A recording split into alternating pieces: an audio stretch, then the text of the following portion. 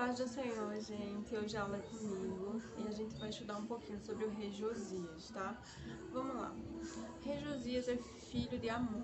Amon foi filho de Manassés. Manassés foi o rei que vocês estudaram na aula passada com a professora Manuela, na EPD presencial. Retoma aí na memória tudo que foi passado na aula. Resumindo, Manassés, ele fez o que era mal aos olhos do Senhor, mas ele se arrependeu e alcançou graça e misericórdia do Senhor. Porém, o seu filho, o Amon, ele não fez isso. Ele fez o que era mal ao Senhor, aos olhos do Senhor, e ele não quis se arrepender. E os próprios servos de Amon o mataram. Tipo assim, ele praticamente não reinou, né? Houve ali, interromperam, né, essa questão de Amon. Quando Amon morreu, quem reinou no seu lugar foi o seu filho, Josias, tá? Josias significa o Senhor traz a salvação, o Senhor traz cura ou o Senhor traz consolo. E é justamente o que define Josias. Vamos para o versículo chave. Fica lá em Jeremias 29:13 e diz assim: Buscar-me-eis e me achareis quando me buscardes de todo o vosso coração. E isso tem tudo a ver com Josias. Por quê? Ele foi ungido rei, né, lá nos meados de seus 8 anos de idade, tá? Mas ele só começou a buscar o Senhor quando ele tinha 16 anos, ou seja, 8 anos depois ele foi buscar o Senhor, né? Porque estava tudo meio corrompido, né? Como sempre, o pessoal de Israel, né? Se arrependiam, viviam ali um período de benefício, né, de adoração ao Senhor, ao Deus vivo, ao Deus verdadeiro, e depois se corrompiam de novo, né? Aí tinha o período de juízo, né? Tinha um período que Deus deixava que os inimigos prevalecessem contra eles. Enfim, sempre foi nesse altos e baixos, né? Esse relacionamento meio tóxico. Então vamos lá. Quando Josias começa a buscar o Senhor lá nos seus 16 anos, né?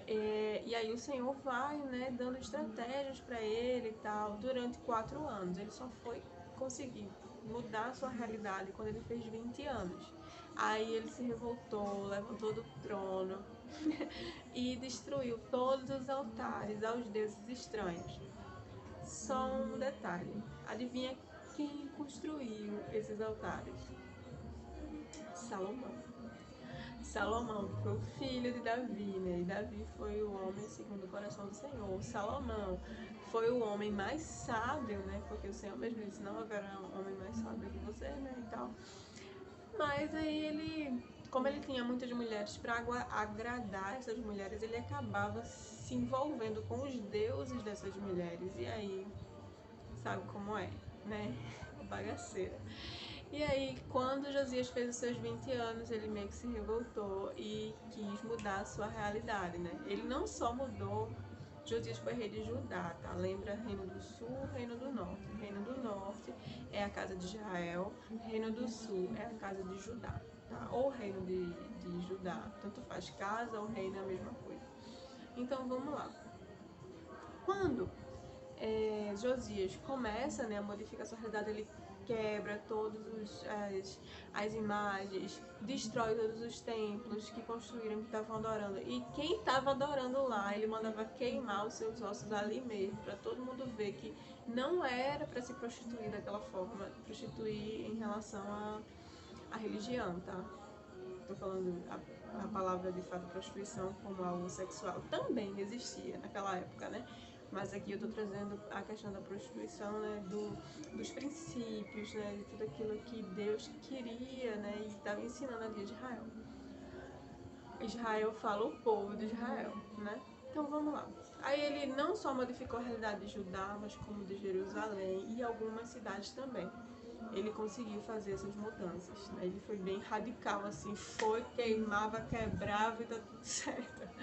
E aí Deus se agradou muito dele, né?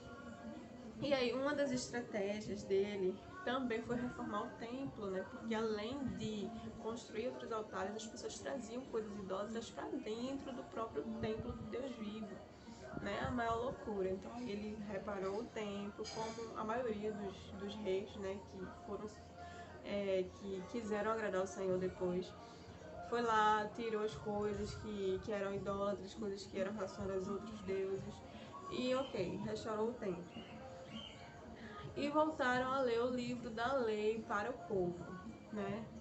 Lembra que lá em Esdras, Neemias, né, o pessoal que restaurou ali o povo de Israel, lembra que eles, o Senhor sempre fala assim, olha, volta a ler o livro da lei, né, para o povo. Por quê, gente? Porque precisava ler para o povo. Porque naquela época a lei ela era guardada na arca, né, lá no tabernáculo, tudo. Então assim, era coisas muito exclusivas, as pessoas não tinham acesso, só tinham acesso através dos sacerdotes, né, de quem estava ali liderando. Então não tinha como as outras pessoas, não é como hoje que a gente tem a Bíblia, vai ali na Luz e Vida e compra, vai no Córrego da Areia e compra, tá entendendo? Então era muito difícil, a gente tinha que depender de alguém para chegar lá na praça ou chegar lá no templo e ler, imagina. Complicado. Né? Os reis, eles tinham essa obrigação, né? De meditar de dia e de noite na lei do Senhor. Mas não era uma coisa que era para todo mundo, tá? E também, mesmo que fosse para todo mundo, nem todo mundo sabia ler naquela época. Hoje em dia a gente tem pessoas que ainda não sabem ler. Imagina naquela época, entende? Então assim, era muito complicada essa questão. E quando a liderança, né, os sacerdotes, os reis e tal, paravam de ler para o povo ficava sem a verdade e esqueciam, né? Entendeu?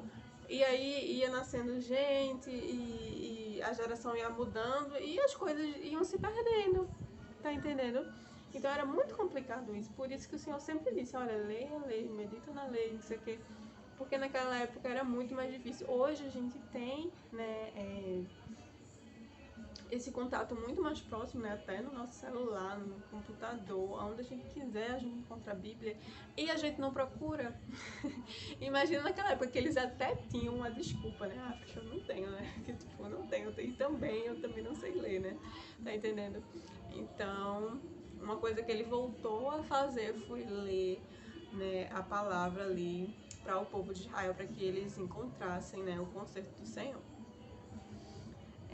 Começaram de novo a consultar o Senhor para tomar as suas decisões. Isso foi maravilhoso, né? Não era Josias, ele consultava e mandava quem estava liderando com ele também consultar. Então assim, ele era um líder que ele ouvia a voz de Deus e queria que os outros também ouvissem a voz de Deus. Isso é muito legal. Renovaram a aliança, né, por buscar mais a Deus, todos ali buscando a Deus, Deus ele renovou a aliança ali com Israel. E ele voltou, né, nas comemorações da festa do tabernáculo, né, Páscoa, né? O que é a Páscoa? Olha só, quando eles saem do Egito, né, tem aquela questão da morte dos primogênitos e tal. A Páscoa, né, essa festa simboliza isso, o êxodo, né, quando Deus libertou o povo de Israel do Egito, né? Por isso que existe essa festa, entendeu? Para eles relembrarem, né, o quão Deus foi bom em libertar eles do Egito. Então vamos lá. Esses foram os feitos de Josias, né? Eu fui bem sucinta nas informações, porque quando o vídeo fica muito grande eu sei que vocês não veem, né? Então vou deixar o vídeo bem curtinho, tá? Aí dando 9 minutos agora, eu já vou caminhar para a conclusão. Mas eu peço que vocês leiam o texto. Gente, é só um capítulo por rei. É um capítulo no livro de Reis e um capítulo no livro de Crônicas. Né? Quantas vezes a gente passa ali, ó, minutos, horas, só olha no feed, coisa inútil, coisa que só faz bombardear teu cérebro, te deixa mais lento, te deixa mais burro, te deixa mais, sabe? Vamos parar com isso, né? Vamos buscar, colocar na nossa mente, né, coisas que vão deixar a gente pra frente, né? Coisas que vão ensinar como viver, né? Ou então como se divertir melhor. É uma infinidade de coisas, né? Não vou entrar aqui nesse mérito, não. Mas procurem coisas que construam, não percam tempo. O tempo passa rápido demais pra gente estar passando horas no feed, podendo fazer alguma coisa benéfica pra gente, ou até para o reino de Deus, tá bom? Então vamos lá. Eu vou colocar os versículos para vocês encontrarem a história de Josias na íntegra na descrição do vídeo ou lá no grupo mesmo da classe Manaém. Mas aí teve uma coisinha com o rei Josias, sempre tem, né? Ele não se desviou, tá? Foi uma glória enquanto ele estava ali como rei e tal. Porém, o rei da Síria estava fazendo guerra com o rei do Egito, o rei Neco do Egito, né? Estava fazendo guerra ali com a Síria. Eu expliquei no vídeo anterior que a Síria, ele não necessariamente era um país, tá? Síria, com S, é um país. A Síria era um reinado, era uma coisa assim, meio uma nuvem negra, tá entendendo? Era uma coisa meio louca, né? Porque a Síria, ela era maléfica, sabe? Elas iam ali pro território e escravizavam o povo, matavam o povo, era uma coisa muito louca. E aí o rei do Egito, o rei Neco, estava fazendo guerra com o rei da Síria. E aí não tinha nada a ver com Josias, nada a ver. O próprio rei do Egito mandou um recado para Josias dizendo: olha, eu não tenho nada contigo. Hoje eu não vou pelejar contra você. Meu negócio é o rei da Síria. Mas Josias disse assim: ah, não, eu vou pelejar, eu quero pelejar, vou pelejar. Foi pelejar, foi numa guerra que não era dele. O próprio Deus disse que essa guerra não era dele, não tinha nada a ver com ele. Deus não ia dar vitória. Mas aí ele decidiu ir. O que aconteceu? Ele morreu com Acabe. Lembra da história de Acabe, né? Que ele foi pra guerra e foi atingido. Mesmo ele disfarçado, ele foi atingido por um flecheiro. A mesma coisa aconteceu com o rei Josias. Infelizmente, né? Infelizmente, porque ele foi um rei bom. Ele só errou, né, ali na sua última atitude, que foi pelejar uma peleja que não era dele. Tá? Mas aí a gente pode tirar todos esses exemplos ricos, né, da vida de Josias. A questão de que ele respeitou o tempo, ele não foi de supetão. Né? Ele, sou rei, vou fazer isso, vou fazer aquilo. Não. Ele foi ali colocado como rei, ele buscou o Senhor. Ele esperou ali o Senhor sinalizar o que ele tinha para fazer, né? E restituiu, né, a paz entre os povos de Israel mesmo, restituiu a Páscoa, restituiu a leitura da lei mosaica, né, que é a Torá, né, e aí só errou no final, infelizmente, né, ele foi para a batalha disfarçado, e acabou sendo atingido por um flecheiro.